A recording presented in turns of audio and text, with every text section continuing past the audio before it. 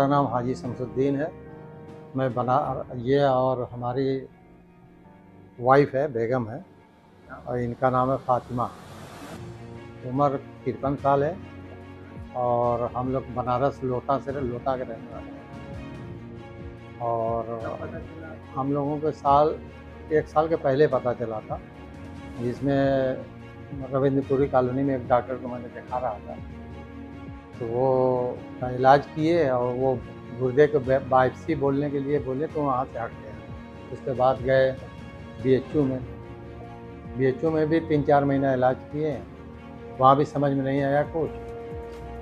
तो एक सुंदरपुर एक हॉस्पिटल है, वहाँ बीएचयू के कोई प्रोफेसर थे डॉक्टर, उनको दिखाए तो वो अगले साल बोले थे डायलिसिस के लिए हमें। तो घर पे आए डायलिसिस कराने के लिए, तो पता चला कि कोई होम्योपैथिक के डॉक्टर हैं चंदासी मुगलसराय में, तो उनके यहाँ बगैर डायलिसिस कराए जाएंगे तो इलाज सही होता है। तो उनको साल भर तक हम उनका इलाज कराए और वो करीब उस समय क्रिएटिनिन 8% था, और जब इधर इन लोग के दिखा रहे थे तो 6 रहा। तो क्रिएटिनिन 8 पे वो कभी 7 करते थे, कभी 7.5 करते थे, कभी 8 करते थे। साल भर ऐसे ही चलता गया। उसके बाद इनका क्रिएटिनिन हो गया 10।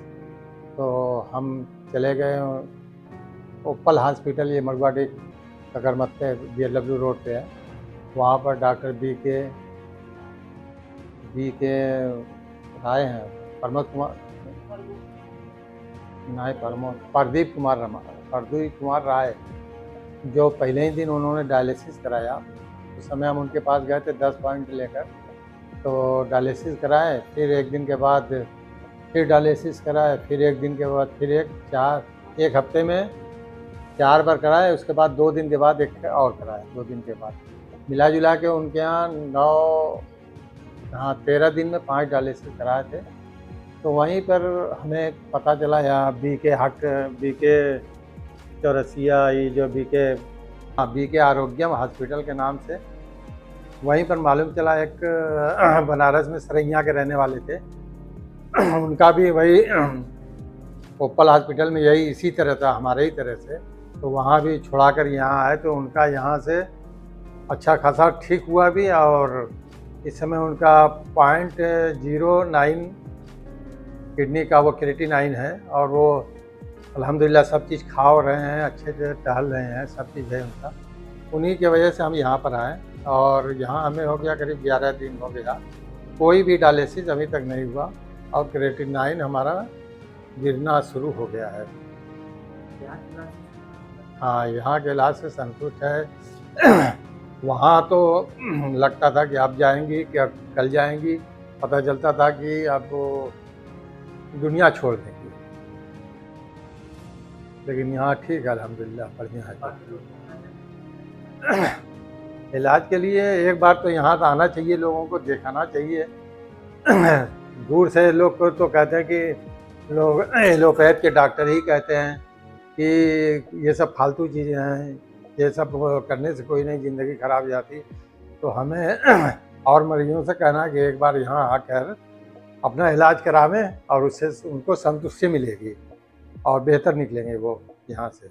53 साल की फ़ातिमा, जो हर जगह इलाज करा के थक चुकी थी, क्रिएटिनिन बढ़ के डायलिसिस शुरू हो चुका था, जैसा कि हर एक पेशेंट के साथ होता है।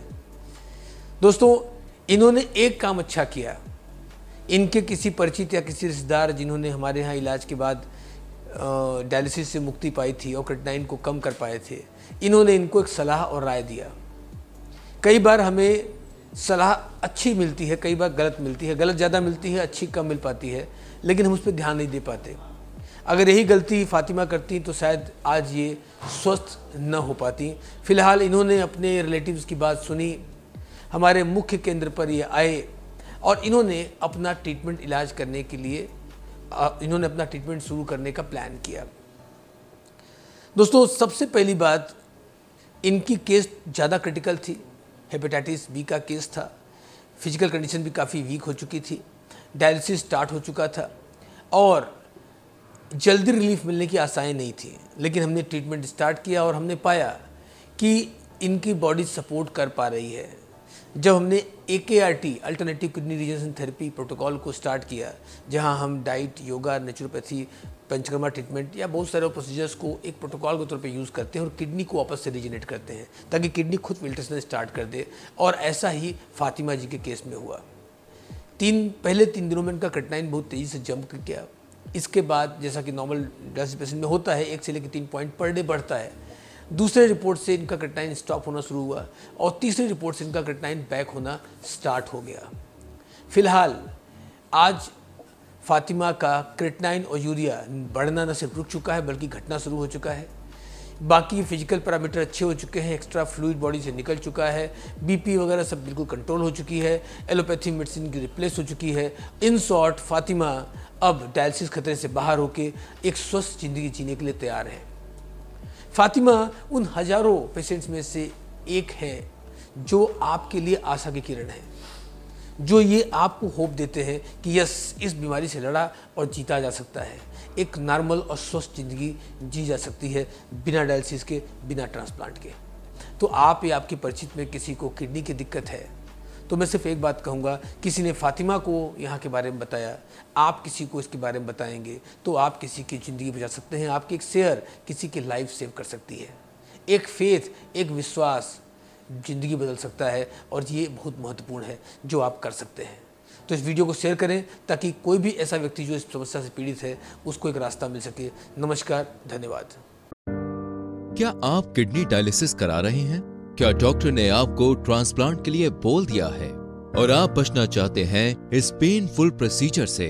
तो BK आरोग्यम आपके लिए वरदान साबित हो सकता है, जहां किडनी का इलाज हजारों साल पुराने आयुर्वेदिक पद्धतियों जैसे पंचकर्मा, जानुवस्ती, हृदयवस्ती, नेचुरोपैथी और आयुर्वेदिक औषधियों के माध्यम से किया जाता है। यदि आप अपनी किडनी की समस्या से निजात पाना चाहते हैं तो आप भी BK आरोग्यम में संपर्क कर सकते हैं। हमारा पता है लहरतारा रोड, शिवदासपुर, ऑपोजिट 7 फेरे लॉन, मंडुआ D, वाराणसी, उत्तर प्रदेश 221103। हमारा फोन नंबर है 0808122233। अधिक जानकारी के लिए आप हमारी वेबसाइट www.bkkidneycare.com या www.bkarogyam.com पर लॉग ऑन भी कर सकते हैं।